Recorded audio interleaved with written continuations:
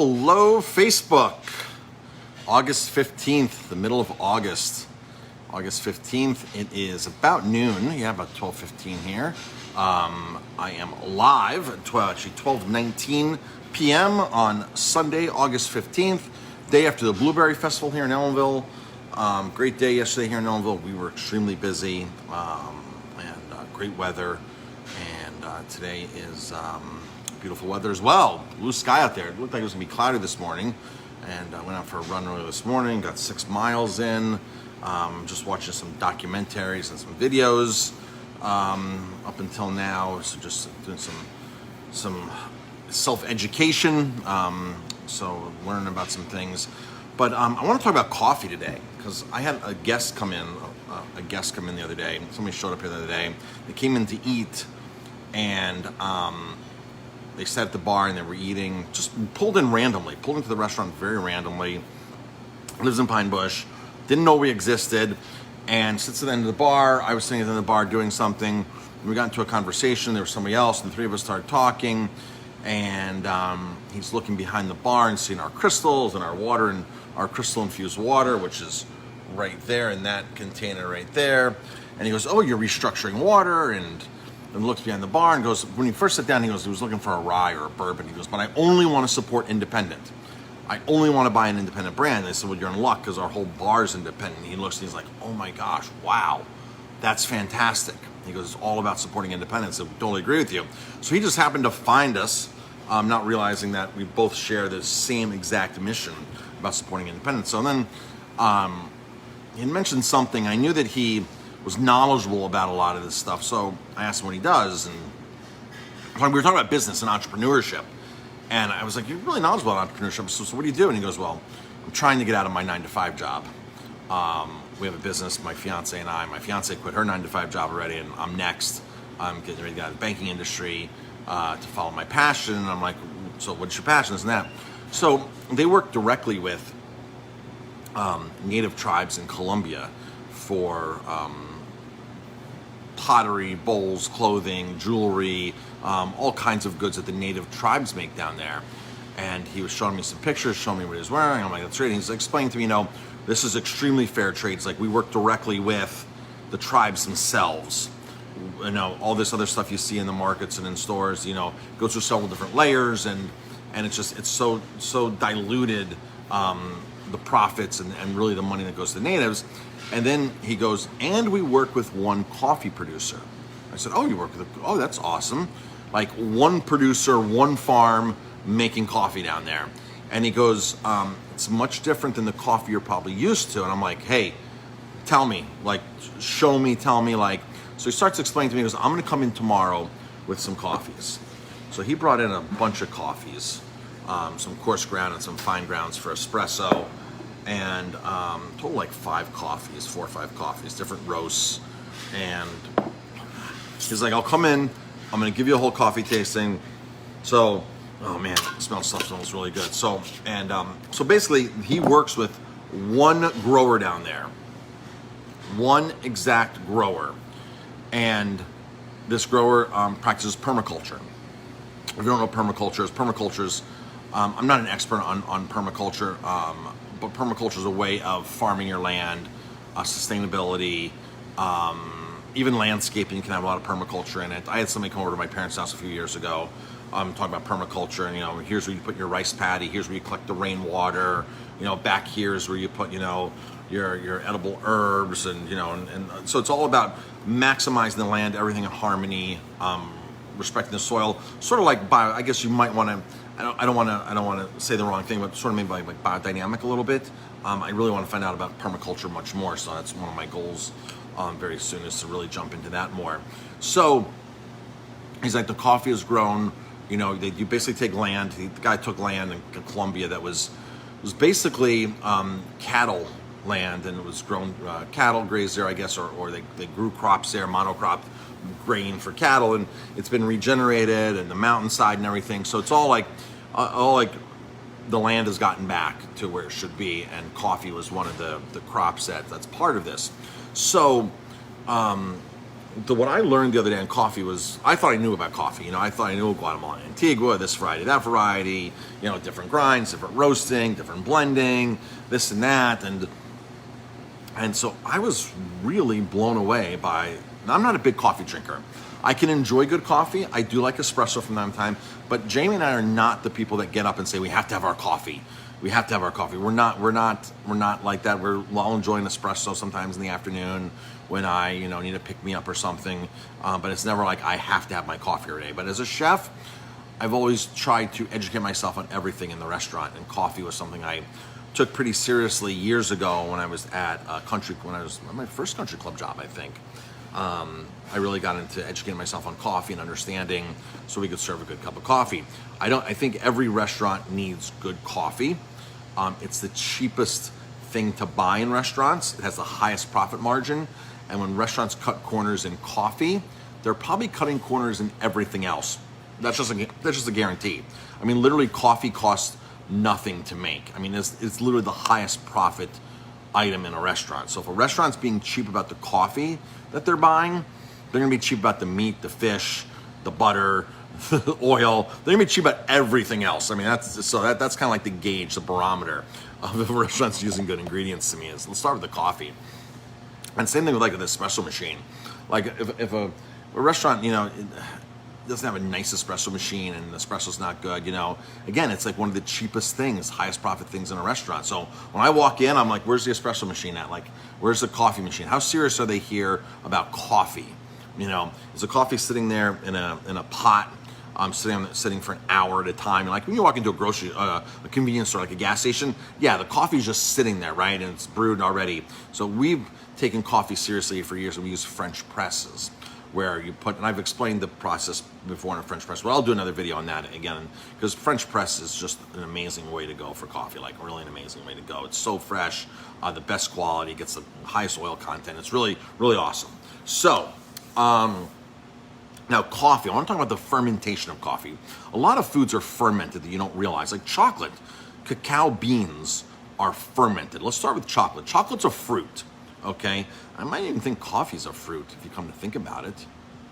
It might be, yeah, because a coffee seed, it's a seed, so it's a seed of a fruit, right? So chocolate or cacao is a seed of a fruit. So chocolate, all chocolate is fermented. It has to be fermented to kill off pathogens in the processing process.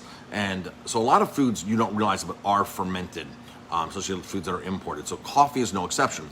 Coffee beans are fermented, which means they're heated up to a certain extent. Sometimes they're heated outside in the sun. Sometimes it's done mechanically. The best cacao that we use, the wild harvested cacao, is small stack fermentation, 95 degrees, tall trees, not the hybridized trees. So it's really, we get really in depth with the cacao we source. So that being said, coffee, there's 3 or 4 different types of fermentation. I'm going to explain the 4 that I learned the other day, the 3 or 4 types that I learned. And I knew that coffee was fermented, I just didn't realize, hey, let's get in depth and educate myself. So, okay, so this person that came in explained to me, he goes, the coffee that most of us buy that's on the market is the cherry, the fruit, they take the seeds out. They wash everything off of it, okay? They wash everything off. If you're like, imagine like a mango pit, right? When you take the mango pit out, a lot of the flesh is still attached to the mango. So most coffee is washed, where they would clean that pit or that seed very good and nothing's left on it. And that right there is then fermented, all right? And that's basic coffee across the board. Then you have something called honey coffee, where they leave the mucus or some of the pulp on the coffee bean or the seed. They leave it on there and ferment it in that manner. That right there creates different flavor profiles because you're getting part of the flesh of the coffee itself, of the actual fruit itself, the mucus, even if it was just mucus on there from the flesh, fermenting in with the coffee bean, okay? Now this producer does something really cool where they'll actually take that and then put it into oak barrels and ferment it inside oak barrels. I think he said 4 to 6 weeks. It was so much information just being piled on me the other day. I was like, whoa, oh my gosh, this is great. And I was tasting and drinking away. So one of the things that everybody needs to know is the less you roast coffee, the more caffeine it has. The darker the roast, the less caffeine it has, which a lot of people don't really understand that, but that's the way it is. So roasting will kill the caffeine, which is why they say that espresso has some of the least amount of caffeine versus coffee, because it's always a dark, bold roast. And you can make espresso out of really any type of bean, but people are typically used to dark, bold roasts. It's basically the grind that would make the difference. The grind really makes a difference of how you're going to brew it. Of course, fine grind, Turkish grind being the finest, so Turkish coffee. So we tasted this one that was aged in oak barrels, and we tasted the standard washed one, medium roast, fully washed, dark roast, fully washed. Then the medium roast honey, they call it honey. There's no honey in it, but because it has a mucous membrane on it, some of the pulp on it, that ferments in within and creates these other different tropical flavors. Apricot, it's just some flavors that are like, oh wow, like this is really cool. And then the last one we had, which is called the natural method. The natural method is where they take the whole fruit, put it out in the sun, put it out on mats, and the whole fruit gets dried. So everything gets dried as one, and then it gets cleaned afterwards. And that is the natural, the most expensive way to do it. So what happens is some of those mold, and they throw some of them away, and it's constant turning the trays or the mats and turning the whole fruit. I guess that's more traditional in Africa to do the whole method. So we had the whole method as well, the natural method as well. So all the same bean varietal, just different fermentation methods created all these different profiles of coffee. And I was shocked. I was like, wow, just from the fermentation method changes the flavors drastically. And it's not the roast, because all of it was medium roast except one. He brought us a dark, but all of it was medium roast across the board. Same bean, same farm, different fermentation. And it was really, really cool. This cool lesson we had on coffee. I love learning stuff like that. I really, really love learning stuff like that. So we've learned a lot about people that have come into the restaurant, and just like people that make maple syrup. Like, let me come show you what maple syrup is. Let me come show you grade A, grade B. Let me come show you this. And you think that. So I just love it. This is why Jamie and I are always constantly at vineyards, at farms. By the way, we're doing this great. I'm going to be a guest on one of those farm to table shows. We're shooting in September, beginning of September. We're going to Hawthorne Valley for the day. I'm going with the host, and they're coming back here to cook. I'm cooking. Super excited about that. I was their top pick here in the Hudson Valley when it came to farm to chef restaurants, farm to table chefs. So I was super happy to be able to be part of this project. So we're going to go to Hawthorne Valley, talk about biodynamic, talk about the soil health. Soil health is super important, and just the diversity of growing different things. Like Hawthorne Valley, folks, is an amazing farm upstate, biodynamic. They make cheese, they make all kinds of fermented vegetables, lacto-fermented vegetables. They have a bakery in-house. They grow an immense amount of produce. So super excited to get up to Hawthorne Valley and do that filming with them. So Jamie and I are always hands-on. Take us there, show us, come here, show us what's happening. And so this was a very, very, very awesome lesson in coffee. Disadvantage of this coffee is the very high price. We're looking at doubling, if we were to bring this coffee on, we're looking at doubling our price per pound of beans. Now, I don't mind doing that at all. I have no problem supporting one farm, person who's doing permaculture, doing it right, and I have no problem. But the coffees are different than what we're used to. Most coffee that you taste is acidic. It's acidic to the point where you have to add sugar, and you have to add a milk product to tame everything down. And as we tasted across the border on these, I'm like, I don't know anybody who would want to put any kind of milk or sugar in these coffees. Coffees don't need sugar. They're very well balanced, a lingering palate. They were just, what we experienced in the palate of these coffees was just mind-blowing. Very, very different dimensions in it, different flavors, different lingering, no harshness, no acidicness. And so these coffees, like, you don't really need milk or cream. If you're accustomed to it, yeah, you're probably going to do it. But if you were to taste, like, for the first time coffee and be like, here's this coffee versus the standard coffee you'd buy in the store, standard even being organic, like an organic dark roast. That's because these things are highly acidic.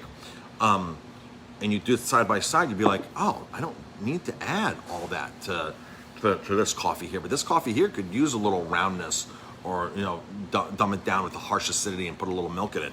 These don't need that at all.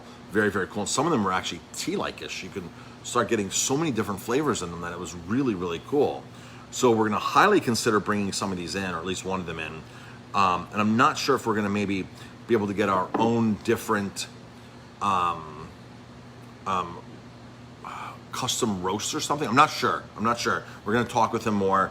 The only other disadvantage to buying these, if I were to buy this coffee, it's actually roasted in Colombia at the farm and then sent here. One of the big things with coffee is roasting it fresh. A lot of coffee roasters like to roast weekly, or they'll get coffee to you at a certain amount. They'll get coffee to you basically.